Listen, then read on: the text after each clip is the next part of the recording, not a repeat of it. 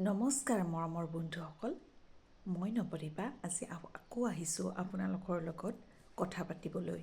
কালি কি হ'ল জানে? কালি গ'লোঁ চাৰ্কুল অফিচ।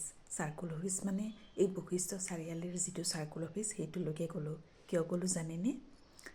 এইটো কাৰণে গ'লোঁ কাৰণ আমি যিখিনি মাটিত আছোঁ বশিষ্ঠৰ মাটিত সেইখিনি হ'ল চৰকাৰী মাটি আৰু সেই মাটিখিনিৰ নামজাৰিৰ কাৰণে এপ্লাই কৰিবলৈ। কিন্তু সেইখিনিত কণ্টিনিউৱাছ পজিশ্যন নথকা বুলি চাৰ্কুল অফিচাৰে ৰিজেক্ট কৰি থৈছে। একচুৱেলি মিছন বসুন্ধৰাৰ আণ্ডাৰত 2023তে এপ্লাই কৰিছিলে।